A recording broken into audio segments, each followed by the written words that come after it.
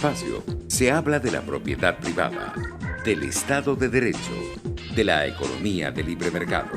Se habla de principios y funciones de la libertad en todos los ámbitos de la vida nacional. Aquí se habla libertad.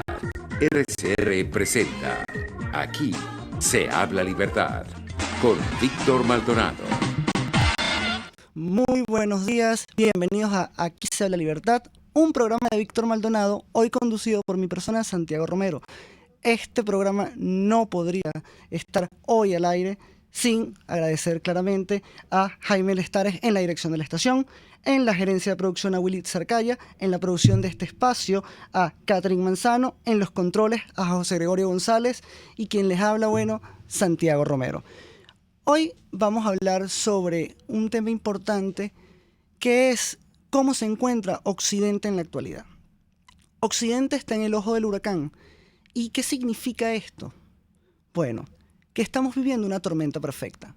La tormenta perfecta que tiene una cantidad de factores que habitualmente son muy complejos que se den y es muy complejo a que se confluyan en un tiempo y espacio determinado.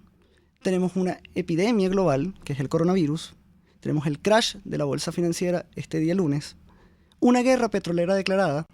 Y a su vez, podemos agregar un tercer factor crítico para Occidente, específicamente para Europa, que es la crisis migratoria de Siria que está provocando el presidente Erdogan para presionar a la Unión Europea a ceder ante sus peticiones totalitarias. ¿Cómo afecta todo esto a Venezuela? Bueno, hoy en este programa vamos a hablar un poco sobre nuestros aliados, sobre cómo Occidente tiene la necesidad de unirse, unificar una agenda y entender que las crisis también son momentos de oportunidad, que es la única manera de que la libertad siga adelante, que la libertad venza, es organizándonos y entendiendo quiénes son nuestros enemigos y entendiendo el entorno. Pero antes de ir a lo global y entender cómo está el mundo, tenemos que pararnos hoy y entender cómo está Venezuela. El día de ayer, durante una manifestación que convocó el presidente encargado Juan Guaidó y la Asamblea Nacional Legítima, un representante de ese parlamento, el parlamento legítimo, aseguró que hay que prepararnos pues a unas elecciones parlamentarias, sea como sea.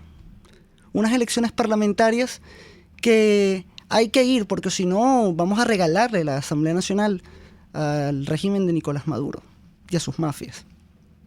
Mi pregunta es, ¿no se le regaló la Asamblea Nacional al régimen de Nicolás Maduro cuando se aceptó la reincorporación de los exdiputados del Partido Socialista Unido de Venezuela a ingresar a la Asamblea Nacional?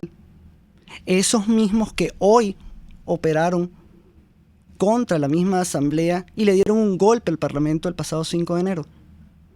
En una operación de caballo de Troya que se veía, que era visible, que se advirtió.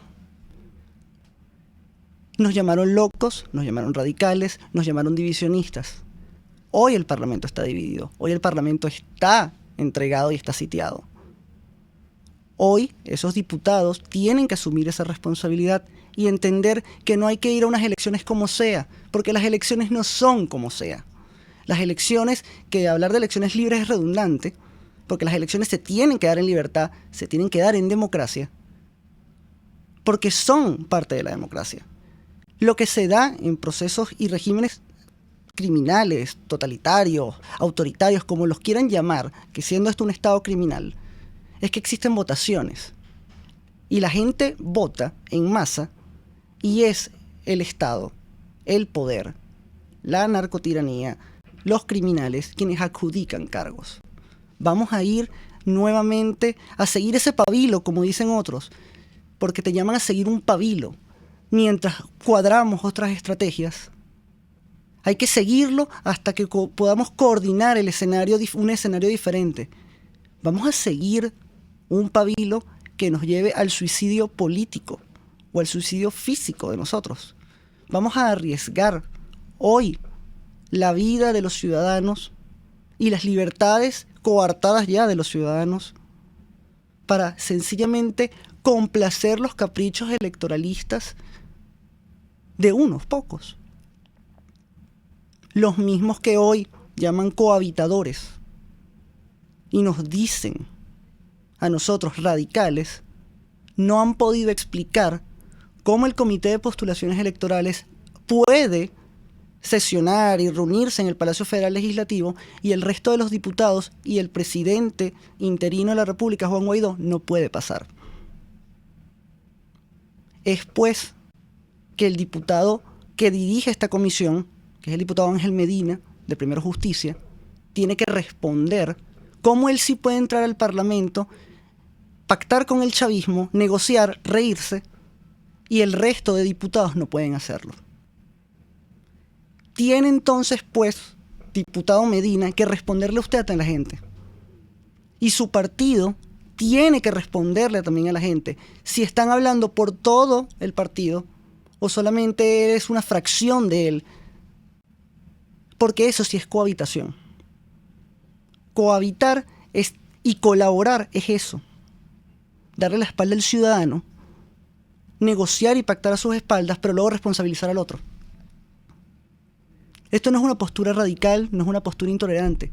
Lo que exigimos los ciudadanos, lo que exigimos los venezolanos y lo que exige el mundo es respuestas claras.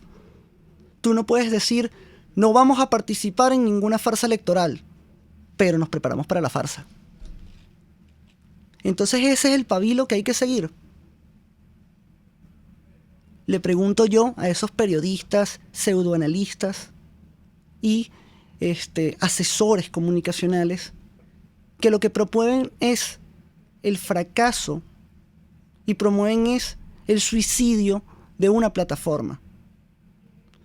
Surge ayer entonces esta nueva plataforma, esta coalición de unidad para de la oposición, que no es nada más que otra mesa de la Unidad Democrática, que no es más que otro frente amplio, no es más que otra plataforma nacional de conflictos, y pueden llamarlo como quieran, pueden ponerle el nombre que deseen, pueden tener los eslóganes más pomposos y más ridículos de la faz de la tierra, o más atractivos, siguen siendo lo mismo, y hacer lo mismo una y otra vez desencadena los mismos resultados. Eso es una realidad. Pasa en las ciencias duras, pasa en las humanidades.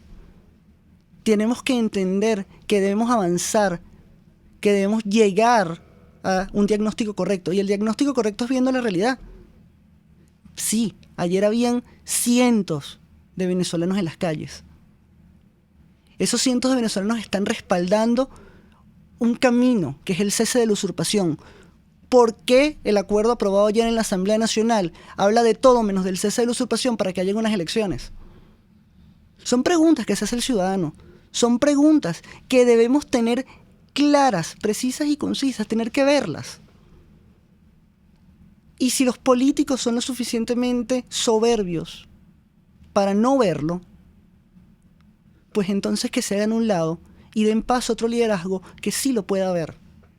Porque esa es la unidad. La unidad es para lograr el cese, lograr una transición y lograr ir a la democracia para poder medirnos. Es ahí donde hay que empezar. Y hoy así está Venezuela, haciendo las mismas cosas que ha hecho siempre para lograr resultados diferentes que no van a llegar. ¿Qué debe aprender Occidente de la situación venezolana? Que necesitamos, pues, tomar medidas diferentes para prevenir lo que está sucediendo hoy. Y Occidente está en el ojo del huracán por diferentes factores. Tenemos una guerra comercial a nivel petrolero cuando Rusia decide imponerle a la OPEP que, bueno, debemos bajar la producción y mantener. No. Arabia Saudí acaba de romper la OPEP, el que fue alguna vez el oligopolio más importante del planeta, acaba de fallecer. Y Arabia Saudí acaba de decir, bueno, ahora yo voy a aumentar de aquí a 1 año y medio, voy a aumentar mi producción de barriles de petróleo diario. El que más clientes tiene, más mercado se agarra. Los precios van a bajar. Los precios no tienen piso.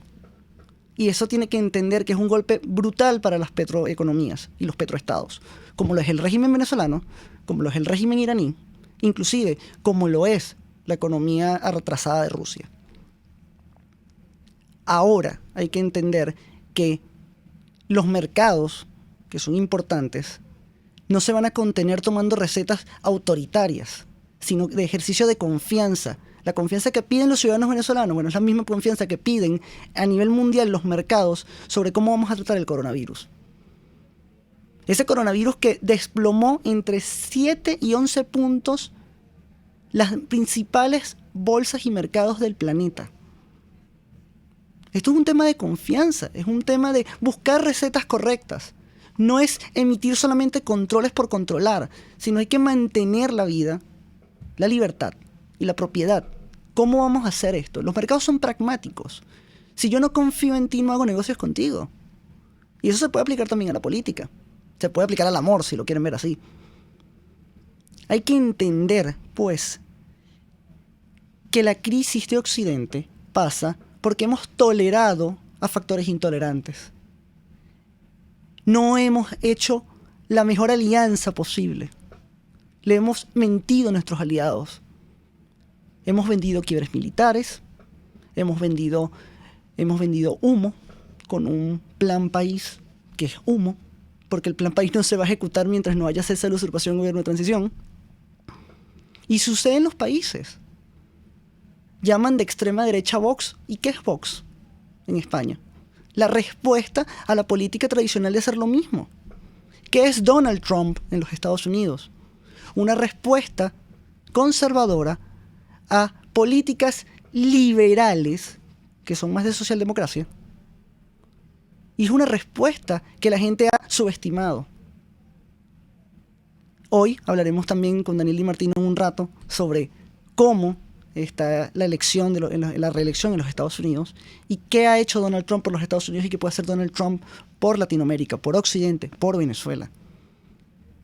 Y hay que entender cómo todo esto no son hechos aislados, sino son hechos que se juntan y que tienen como un objetivo claro, que es una crisis que si aprovechamos bien, podremos enrumbar a Occidente a hacer lo que debería ser, que es el referente moral de la libertad, de la propiedad y de la vida de los ciudadanos.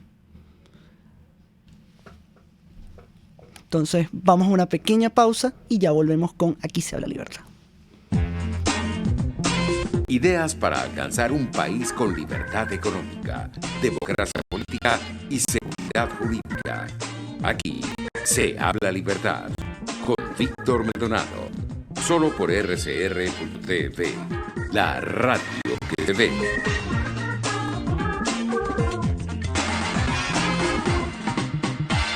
Puedes seguirnos en nuestras redes sociales. En Twitter, @RCR, la radio que se ve. Los temas de actualidad más relevantes son expuestos a la luz de La Linterna. Diego Bautista Urbaneja le invita a formar parte de este ameno espacio de charla y análisis con una buena taza de café y al son de buena música. La Linterna, de lunes a viernes, a partir de las 2 de la tarde, por RCR 750 AM. Cuando hablamos de economía, pensamos en grandes cifras, en inflación, escasez, productividad. Sin embargo, en RCR todos los sábados, a las 8 de la mañana, le enseñamos que hay otra vía. Ligia Perdomo, Edesio Brito y Aurelio Concheso abordan la economía para que usted entienda cómo le afecta en su cotidianidad. La otra vía. Hablamos no solo de las grandes cifras, sino también de las pequeñas, de las que afectan a su bolsillo. La otra vía, los sábados a las 8 de la mañana por RCR 750 AM.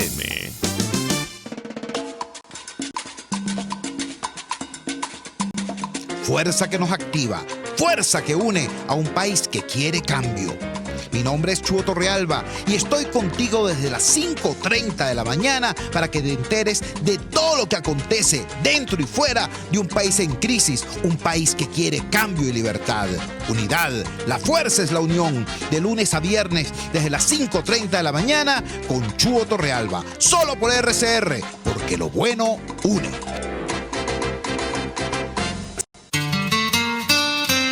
RCR 750 AM, porque lo bueno une.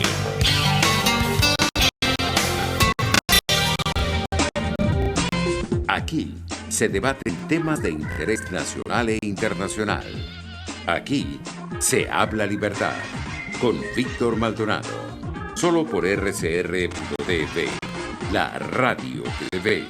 Y regresamos en Aquí se habla libertad, un programa de Víctor Maldonado, hoy conducido por mi persona Santiago Romero. Para los que preguntan dónde se encuentra Víctor, le surgió una actividad formativa en el interior del país. Estará fuera de Caracas durante unos días, haciendo lo que los luchadores de la libertad hacen, que es defender, propagar esas ideas. Hoy vamos a continuar con nuestro programa y vamos a hablar sobre Occidente, cómo se encuentra Occidente y qué podemos hacer por salvarlo. Y vamos a empezar por el punto más importante de Occidente, que es los Estados Unidos. Tenemos ya a Daniel listo en la línea. Perfecto. Bienvenido, Daniel Di Martino. Daniel es investigador asociado del Instituto de la Libre Empresa en los Estados Unidos, es asesor de la ONG Víctimas del Comunismo y contribuye con Young Voices. Es un gran referente liberal, es una de las jóvenes mentes liberales más importantes que ha tenido Venezuela y que tendrá el mundo. Bienvenido, Daniel. Hola, muchas gracias. Cuéntanos, Daniel.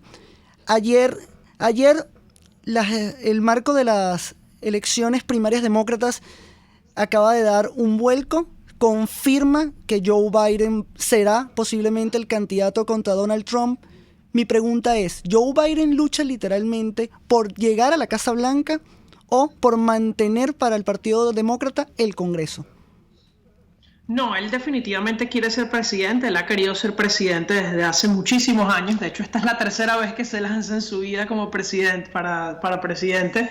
Él fue senador del estado de Delaware durante varias décadas, hasta que fue seleccionado por Obama para ser su candidato a vicepresidente en el 2008 y fue vicepresidente de Obama por 8 años. Y ahorita se está lanzando, es prácticamente la idea de los demócratas es creer que van a poder vencer a Trump con las mismas ideas de Obama, que dudo que eso pueda ser así. ¿Cómo se encuentra el ciudadano americano hoy después de 4 años de Donald Trump en la presidencia? ¿Cómo se encuentra la economía, que hoy está con un pánico por el tema del coronavirus, el tema de los mercados? ¿Cómo se siente el estadounidense hoy con una administración republicana que lucha por la libertad? Creo que es indudable que la gran mayoría de la población está muchísimo mejor que hace 4 años por muchísimas razones. De hecho, si ves las encuestas, no las que preguntan la preferencia de voto, sino las encuestas de cómo está tu familia, cuánto dinero ganas, qué problemas financieros, todos los problemas financieros han disminuido, la calidad de vida ha aumentado y ha aumentado simplemente porque la verdad es que el factor más importante porque la gente se siente bien o mal es su trabajo. Y hay muchísimos más empleos en Estados Unidos hoy que hace 4 años. Los empleos pagan muchísimo más. El desempleo juvenil está en mínimos históricos. El desempleo de las minorías raciales, que tanto habla Obama que él iba a ayudar, pues ahora es que están en los mínimos históricos gracias a Trump. Entonces, esos son los hechos. Estuviste hace poco en la conferencia conservadora más importante, no solo de los Estados Unidos, sino de Occidente. Estuviste haciendo panel con el hijo de Jair Bolsonaro, que es congresista en Brasil. Cuéntame cuál es la perspectiva de los asistentes de todos los países y partidos conservadores y liberales del mundo con respecto a la situación venezolana. Pues sí, estuve ahí con Eduardo Bolsonaro, con otra gente de CIPAC, Mercedes Schlapp, que es la esposa del coordinador, Matt Schlapp, y ex asesora de la Casa Blanca, y muchísima más gente. Estamos hablando de una conferencia de 20.000 personas. Yo estuve hablando en la cena Ronald Reagan, que es la cena las personas que donan a la conferencia y al Partido Republicano. Mira, yo hablé de Venezuela, fue una de las preguntas sobre lo que creo que pasa en Venezuela, y yo les dije bien claro, y me encantó porque se notó que estuvieron muy de acuerdo después del rotundo aplauso que tuve por esa declaración, que es que no se puede negociar con un régimen narcosocialista como el de Maduro.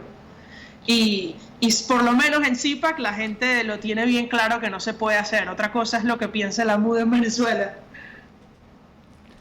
Y ya que están claros las fuerzas liberales y conservadoras que saben que no se puede negociar con terroristas, con criminales, que además se puede intentar hacerlo y que no van a tener palabra, o que es muy probable que no tengan palabra.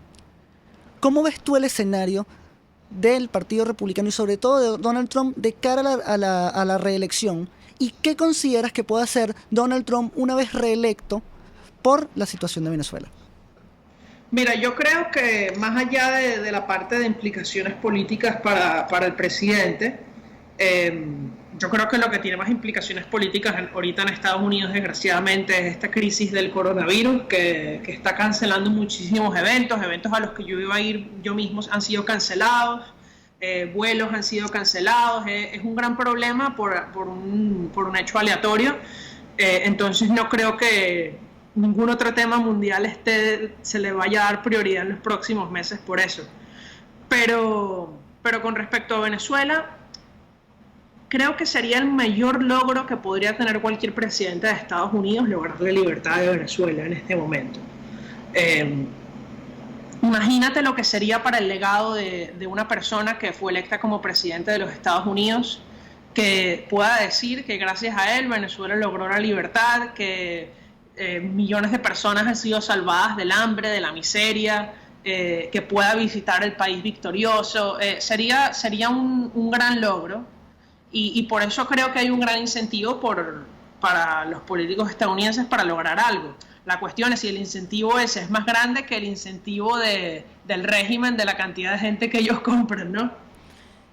Sí, además que contamos con un régimen que además de ser criminal y tener mucho dinero, goza de mucho apoyo de lobistas y de organizaciones progresistas y socialistas dentro de los Estados Unidos que venden ese tipo de humo, que venden farsas electorales. Tenemos el caso del grupo de Boston, tenemos a esta gente de WOLA, que en verdad hace poco de hecho publicaron por el tema electoral, que es lo que busca una salida pactada, negociada del CNE. Así es. Y por último, quisiera que me resumieras, Daniel, cómo están los mercados en Estados Unidos y qué está haciendo justamente hoy la administración de Donald Trump para generar esa confianza necesaria para lograr una estabilización de los mercados que han sido fuertemente golpeados y que hoy sí, siguieron a la baja.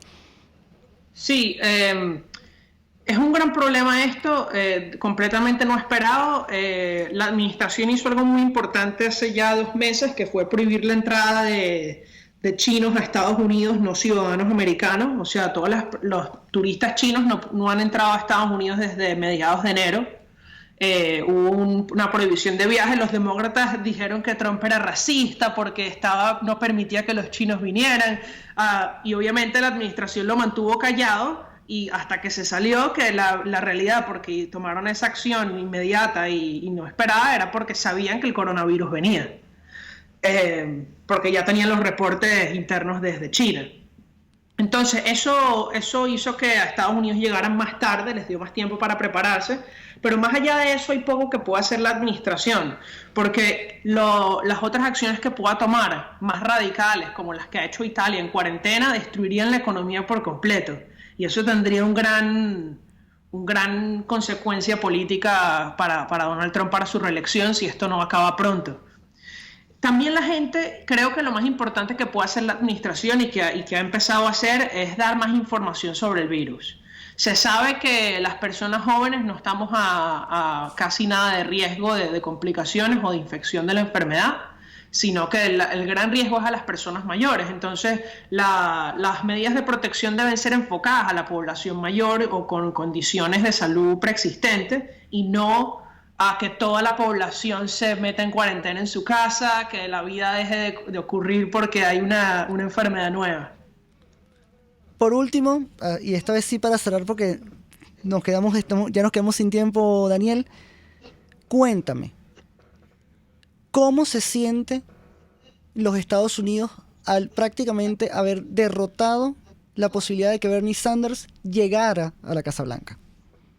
Pues creo que en especial toda la gente que apoyaba a Bernie Sanders en Twitter y toda la gente joven que creía que iba a ganarle, pues se ha llevado una gran sorpresa y en mi opinión es lo mejor que pudo haber pasado, porque a pesar de que yo no apoyo a Joe Biden y yo apoyo al presidente Trump, nunca quiero que sea el riesgo de que Bernie Sanders sea presidente de Estados Unidos.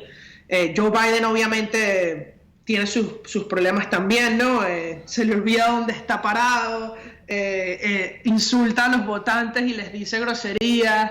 Es un caso particular, pero por lo menos no sería un dictador socialista como lo es Bernie Sanders. Entonces yo estoy muy aliviado, creo que hay mucha gente muy aliviada, los mismos mercados financieros más aliviados de lo que estaban antes por el riesgo de que Bernie Sanders destruyera la economía.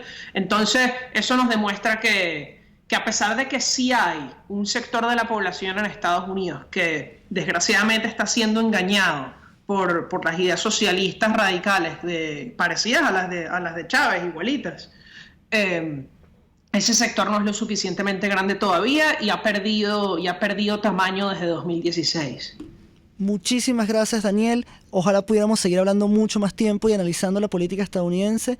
Sigue haciendo tu trabajo, llevando las ideas de la libertad a todos lados, las ideas del progreso, las ideas del desarrollo, y esperemos pues que sea reelecto el presidente Donald Trump y que la crisis que afecta a Occidente y a los Estados Unidos como el coronavirus sea detenido. Vamos a un corte informativo y ya regresamos con Aquí se habla libertad. Ideas para alcanzar un país con libertad económica, democracia política y seguridad jurídica. Aquí se habla libertad con Víctor Maldonado. Solo por rcr.tv, la radio que se ve.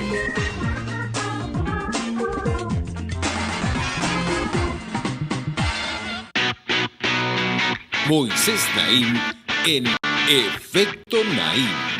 Hola, soy Moisés Naim desde Washington. Conéctese a rcr.tv. También nos puede seguir por @Efecto Naim en Twitter. Y estamos en Facebook y en Instagram. Y no olvide que puede disfrutar todos los contenidos del programa cuando usted quiera, suscribiéndose a nuestro canal de YouTube. Nos vemos en la radio. Los miércoles y viernes a las 7 de la noche. Solo por RCR 750 AM. Informe RCR presenta titulares. La Comisión de Finanzas de la Asamblea Nacional informó que en febrero la inflación se ubicó en 22,4% y la acumulada de este 2020 alcanzó el 102,4%. Rafael Uzcategui, sociólogo y coordinador nacional de la organización no gubernamental Provea, expresó su rechazo a las nuevas acciones represivas del régimen contra la dirigencia de la oposición. Estuvimos ayer durante la movilización, vimos toda la obstaculización en el ejercicio ciudadano de la protesta y por supuesto después vimos con mucha preocupación y reaccionamos rápidamente sobre la detención de los parlamentarios y especialmente sobre esta última desaparición forzada, porque hasta ahora no se conoce cuál es el paradero del diputado Renzo. Así que, pues vamos a continuar informando a la comunidad internacional sobre este nuevo intento de las autoridades de invisibilizar el descontento, invisibilizar el deseo de cambio de la sociedad venezolana. Establecido que estas fuerzas de acciones especiales que están actuando en labores, entre comillas, de seguridad ciudadana, no pretenden disminuir la inseguridad, sino que se han convertido en un dispositivo de control político, de control territorial en los sectores populares, donde hay muchísimo malestar sobre la situación, pero también para perseguir la dirigencia social y política del país. Así que el principal objetivo actual de la actuación de las Fuerzas de Acciones Especiales, reiteramos, es el control político, el control de los territorios para intentar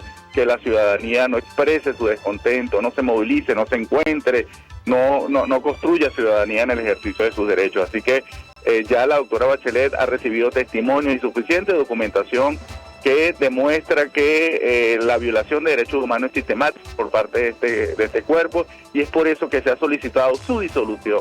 Aquí no se está pidiendo que investiguen los excesos, que se aparten a los funcionarios que los hayan cometido, sino que de plano se ha venido solicitando la disolución de este organismo porque no tiene la capacidad para poder abordar las situaciones de inseguridad ciudadana con el uso proporcional y diferenciado de la fuerza. Un choque triple se registró esta mañana en la autopista Francisco Fajardo por un presunto derrame de combustible. En internacionales, China prueba un nuevo método para la detección del coronavirus a través de la extracción de una gota de sangre, cuyos resultados se pueden obtener en 15 minutos. El Parlamento ruso aprobó hoy la reforma constitucional que permitirá al presidente Vladimir Putin permanecer en el poder otros 12 años cuando termine su mandato actual en 2024. Y en los deportes, la selección de fútbol femenina sub-20 de Venezuela enfrenta hoy a Argentina en el campeonato sudamericano de esta categoría que se disputa en esa nación sudamericana. 11:37 minutos. Continúen con Aquí se habla libertad.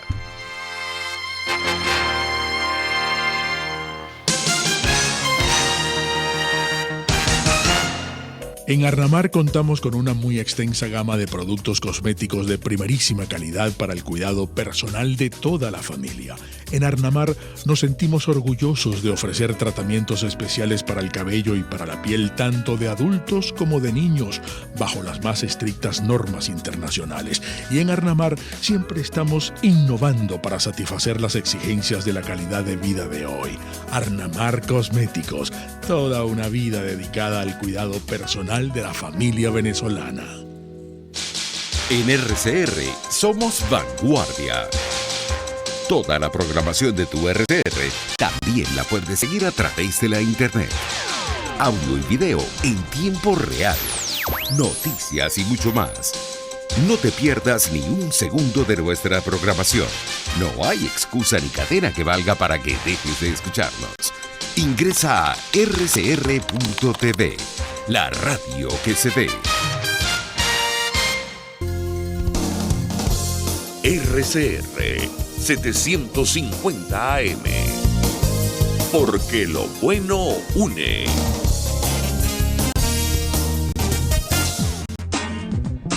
Ideas para alcanzar un país con libertad económica, democracia política y seguridad jurídica. Aquí se habla libertad con Víctor Maldonado. Solo por rcr.tv, la radio que se ve.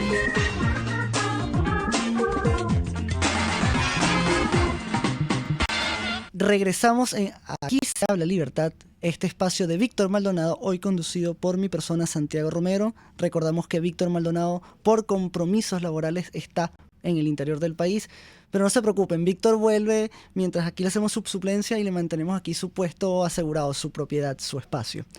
Bien, acabamos de conversar con Daniel Di Martino sobre la situación de los Estados Unidos, pero ahora vamos a hablar sobre la región y sobre la economía con Miguel Velarde, quien es economista, asesor político, es fundador y editor del portal web Guayoyo en Letras y es director de la consultora Alfa Políticos. Bienvenido, Miguel.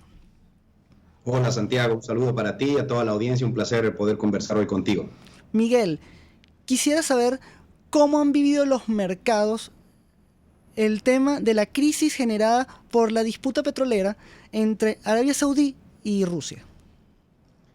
Bueno, ha tenido un impacto directo muy grande en la bolsa, pero en la economía en general a nivel global.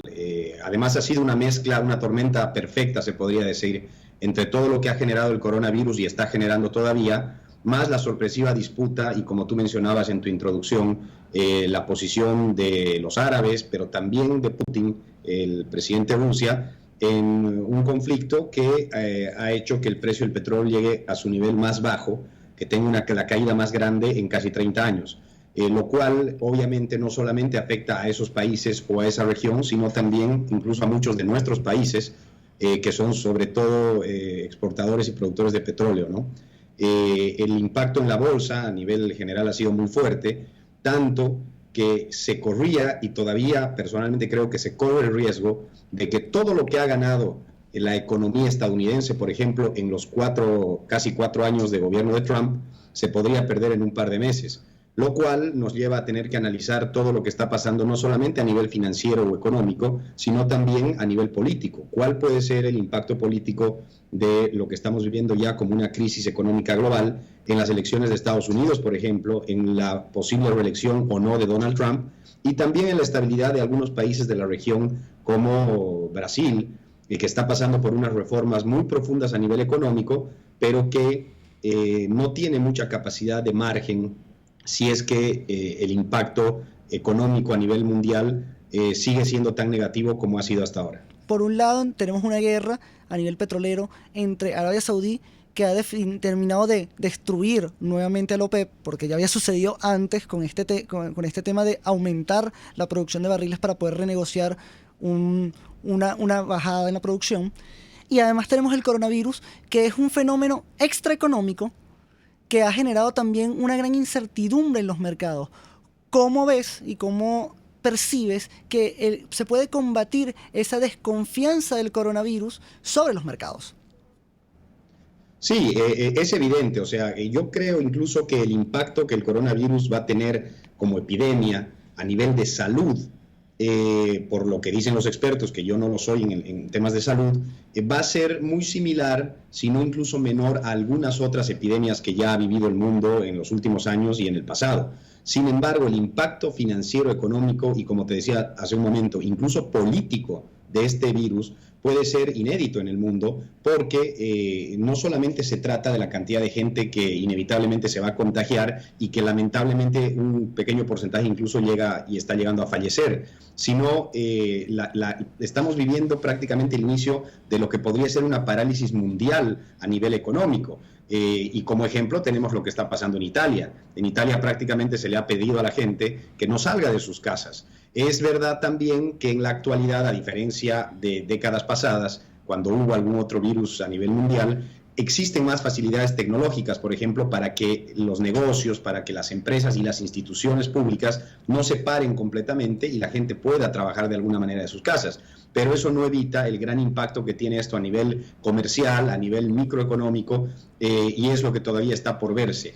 Dicho esto, creo que hay que preocuparse y hay que empezar a no solo a analizar, sino a trabajar en el tema regional, porque sin duda los países de la región tienen mucho menos músculo económico para aguantar una parálisis de este tipo de lo que puede tener un país como Italia o la mayoría de los países en Europa, por ejemplo.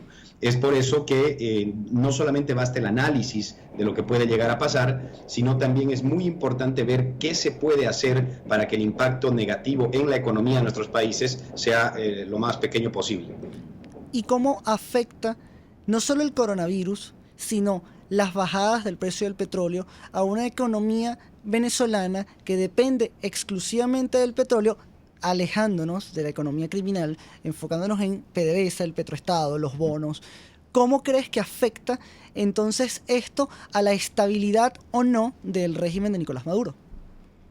Bueno, es un análisis complejo el ver cuánto va a afectar a la estabilidad del régimen chavista en Venezuela, porque ha quedado en evidencia, incluso prácticamente 2 años después de que se ha comenzado a sancionar a Venezuela y se ha ido incrementando las sanciones, evidentemente no se ha logrado afectar tanto las fuentes de financiamiento que tiene un régimen como el de Maduro, porque ellos sí reciben seguramente mucho financiamiento de actividades incluso ilegales, que por ser ilegales no están sujetas a sanciones formales. Es difícil pronosticar el efecto que puede tener. Tiene un efecto en la economía durísimo, sin duda, siendo un país que básicamente vive de lo que recibe por petróleo, pero eso no quiere decir que el impacto sea igual en la fortaleza y la estructura del régimen mafioso, porque como te digo, y todos en Venezuela ya lo saben, las fuentes de financiamiento vienen muchas veces de lugares ilegales y eso no va a ser impactado. Sin embargo, sí creo que el tema del coronavirus, por ejemplo, hablando de Venezuela especialmente, debe preocupar incluso mucho más que a algunos otros países de la región, porque debe ser el país con menor calidad de servicio o de instituciones de salud, por ejemplo. Y eso preocupa fuertemente, a lo que se suma también la desconfianza que existe en el actual régimen al dar comunicados, al anunciar cuál es el estado real de la situación y cuánta gente puede hipotéticamente enfermarse en las próximas semanas de esto en Venezuela. O sea, la falta de confianza y la falta de condiciones que del país y de su sistema de salud para enfrentar una epidemia como esta, obviamente preocupa mucho más en Venezuela que en cualquier otro país de la región. En el contexto de un mundo globalizado, de un mundo donde, si bien podemos decir, la bajada de precios de los combustibles como el petróleo generaría habitualmente una bajada de precios, lo que genera a su vez una bajada del precio de los combustibles, es decir, boletos aéreos, repostar gasolina, que fomentaría entonces que la gente usase más este tipo de vehículos. Ahora esto se ve limitado. ¿Crees que los mercados están preparados para poder tratar de generar esa confianza, repito, y buscar una alternativa para aprovechar esta bajada de los precios de los combustibles para evitar que la gente consuma esos combustibles?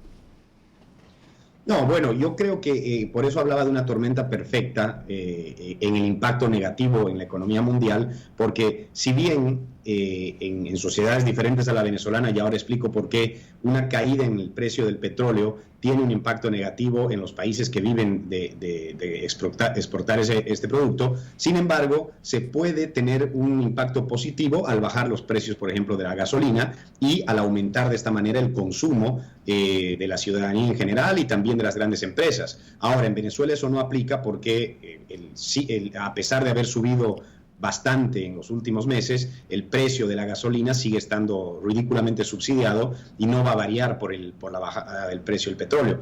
En otros países podría ser, pero lamentablemente, vuelvo a la tormenta perfecta, esto ocurre cuando se está dando una crisis epidémica del coronavirus. Y esto está haciendo que cualquier posibilidad de aumentar el consumo en viajes, en gastos, etcétera, no suba porque la gente está prefiriendo no viajar, cancelar planes que se tenían incluso, y con esto el consumo indiscutiblemente va a bajar también. O sea, lamentablemente estamos viendo un impacto negativo por todas partes en el mercado y en las economías de nuestros países, ya sea por el impacto en países que dependen del petróleo, de la caída del precio del petróleo, y también fuertemente por esta epidemia de coronavirus que está haciendo que la economía poco a poco vaya prácticamente paralizándose. Entonces, Miguel, te puedo llevar al campo ya más de lo político y menos de lo económico. En este momento de crisis, donde pareciera que todos los factores son negativos, sería ideal entonces que no solo a nivel en Venezuela, sino en y nuestros aliados internacionales, replegarnos, repensar la estrategia, analizar todas estas variables y ver cuál es el momento preciso para retomar opciones diferentes a nivel político, aprovechando que los demás países están técnicamente tomándose más con calma sus procesos internos. Bueno, el tema es que Venezuela está sumergida en una profunda crisis desde hace mucho tiempo. Entonces, crisis adicionales que para cualquier otro país son algo no normal, en Venezuela su impacto quizá no va a ser tan grande si de nuevo lo comparamos con el impacto que puede tener en países que tienen una situación de normalidad generalmente y que ahora están entrando en una crisis. La realidad es que, como lo habíamos advertido varias veces durante el año pasado, la situación, pensando en la geopolítica regional y mundial, incluso la situación de Venezuela para lograr un quiebre y recuperar la libertad y la democracia era indiscutiblemente la mejor durante principios del año pasado. Después, eso siempre va cambiando, los escenarios son diferentes. Este año que comienza con un escenario que nadie pronosticó, nadie estaba esperando, ni siquiera el mercado, una caída en el precio del petróleo de tal magnitud, y mucho menos se esperaba que se dé una epidemia con el coronavirus, que además se está desarrollando de una manera bastante rápida. Entonces, no se puede dejar de analizar que los escenarios han ido cambiando y que, como tú muy bien dices, cada país ahora tiene problemas locales, incluso grandes, para preocuparse.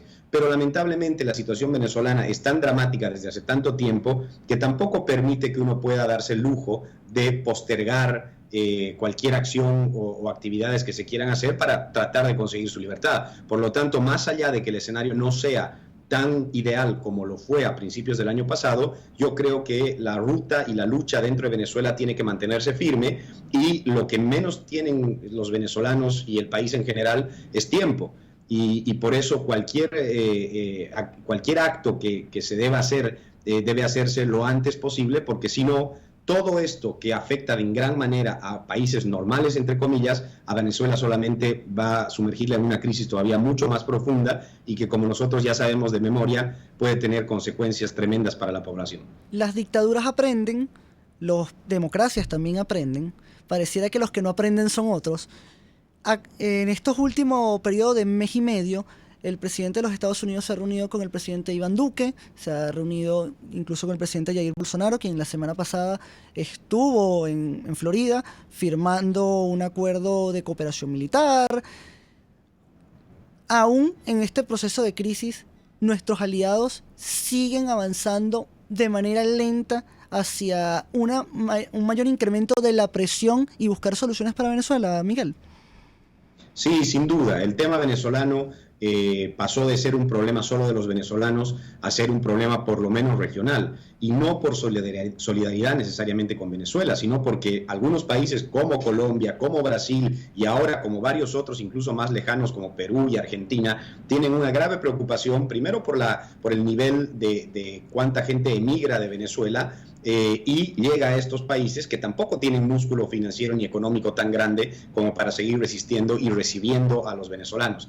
Y además, sobre todo creo yo, porque finalmente también desde los Estados Unidos hasta el continente se están dando cuenta del peligro y la amenaza que es tener esas fuerzas mafiosas operando desde un territorio como el venezolano para la desestabilización de sus propias instituciones y sus propias democracias. Y es por eso que ahora los países van a seguir explorando maneras de apoyar y lograr el cambio en Venezuela por los venezolanos, pero también por sus propias sociedades y por su propio futuro como naciones que quieren seguir siendo libres y democráticas. Porque si algo se han dado cuenta, creo yo, desde los Estados Unidos hasta los países de la región, es que tener al chavismo en Venezuela no es solamente malo para Venezuela, sino que es una permanente amenaza para sus propias repúblicas y su propia libertad.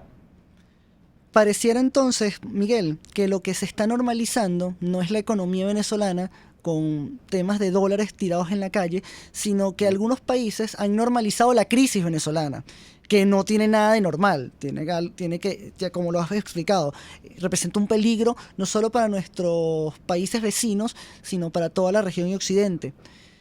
Te quisiera que me hicieras un análisis de cierre de cara al futuro, de cara a las elecciones en Estados Unidos, de las futuras elecciones en Colombia, e inclusive para las reformas que está aplicando Brasil. ¿Cuál es la propuesta de confianza o las acciones de confianza que tenemos que hacer los venezolanos, inclusive nuestra dirigencia política, para que ellos decidan apoyarnos y decidan tomar medidas no solo de presión y de cerco sanitario, sino que lleven a la definitiva desalojo de la dictadura? Bueno, yo creo que lo que la dirigencia política y obviamente todos los venezolanos tienen que hacer es no dar pasos en falso para comenzar. O sea, mi respuesta más que es lo que hay que hacer, comenzaría por lo que no hay que volver a hacer. Y lo que no hay que volver a hacer de ninguna manera es prestarse a farsas electorales, porque eso solamente le va a dar estabilidad y más oxígeno al régimen chavista. Tampoco hay que volver a sentarse una vez más en falsos diálogos, porque también le va a dar solamente estabilidad y oxígeno al régimen chavista. Partamos porque eso no se puede volver a hacer y es un momento muy importante ratificar esa posición ahora. Porque si se hace eso, no se puede esperar mucho más de la comunidad internacional porque nadie va a estar dispuesto a hacer ni un milímetro más de lo que los propios venezolanos estén dispuestos a hacer. Y con esto paso a decirte qué es lo que se debe hacer. Yo creo que lo que se debe hacer es seguir protestando, seguir denunciando, seguir haciendo todo lo necesario dentro de Venezuela para lograr el apoyo de fuera de Venezuela hasta a lograr la libertad final. Y pero lo que queda claro es que la única manera de que esto funcione así es de que la dirigencia política no decepcione a los venezolanos que convoca, porque si algo han aprendido también los venezolanos en tantos años que lo han dado todo, es a no seguir prestándose a marchas, a protestas e incluso arriesgando su propia integridad física y sus vidas para que todo eso termine en unas falsas elecciones o en unos diálogos fraudulentos. Entonces, está absolutamente claro de que lo que pase dentro de Venezuela depende en gran parte de la firmeza y la claridad en la ruta de la dirigencia política venezolana, porque si no, va a ser muy difícil que ellos generen la confianza necesaria para estar acompañados de los venezolanos, y va a ser casi imposible que el país genere la confianza necesaria para estar acompañado de la comunidad internacional, de la que necesitamos inevitablemente, porque ha quedado también bastante claro de que solos en Venezuela no se va a poder lograr la libertad, y es indiscutible que se necesita el apoyo de los países vecinos. Muchísimas gracias, Miguel. Ya se nos está acabando el tiempo y tenemos que ir cerrando ya la entrevista.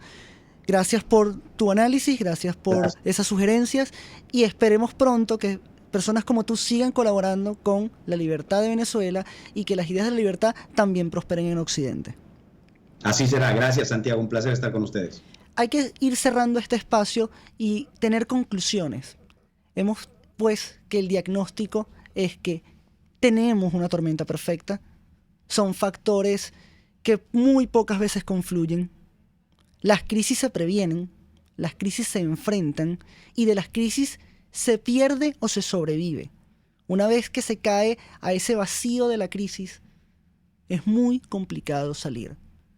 Pero es en medio de la crisis, antes de caer a ese vacío, que todavía podemos accionar para salvarnos y para poder superarla y aprender de ella. Estamos en una tormenta perfecta. Es momento de redefinir el curso para buscar no seguir con la tormenta, sino alejarnos de ella y aprender lo que nos puede enseñar estos factores. Es la hora que entendamos que los mercados se mueven con confianza, y que si nosotros consideramos la política como el mercado más grande donde los ciudadanos invierten su confianza para que estos políticos tomen decisiones, entonces creo que lo importante de la dirigencia no es la unidad como chantaje, no son las elecciones como una manera de legitimarse ellos y buscar dinero y financiamiento, sino es que en este momento es la confianza. Si quieren a la gente en las calles, si quieren que la gente los apoye, vuelvan a trabajar en esa confianza. Escúchenlos. No es ir a parlamentarias y seguir el pabilo de la muerte, ese pabilo que nos va a llevar a la destrucción y al suicidio político y físico de los venezolanos. Es confiar en los venezolanos, confiar que estamos dispuestos a hacer lo que es necesario, porque lo hemos hecho y lo hemos demostrado. Confiar en nuestros aliados internacionales hablándoles con la verdad, diciendo, solos no podemos. Este régimen tiene el control de las armas. La Fuerza Armada no se va a quebrar porque tienen intereses. Y aun si se quiebran, las armas también la tiene el ELN, las FARC, Hezbollah, los cárteles de la droga, los colectivos, que son grupos paramilitares y parapoliciales. Y entender que no se puede ir a hacer lo mismo y esperar reacciones diferentes. Hacer lo mismo le costó la libertad al diputado Renzo Prieto otra vez. ¿Quién responde por Renzo Prieto y por todos los presos políticos y por todos los muertos? Esto ha sido todo por hoy en Aquí se habla libertad, un programa de Víctor Maldonado, conducido hoy por mi persona Santiago Romero, en la dirección general de la estación Jaime Nestares, en la gerencia de producción Willy Cercaya, en la producción de este espacio Catherine Manzano, en los controles José Gregorio González y quien les habló Santiago Romero. Que tengan muy buenas tardes. RCR presentó Aquí se habla libertad con Víctor Maldonado, solo por rcr.tv, en Twitter y Periscope, @RCR750, la radio que se ve.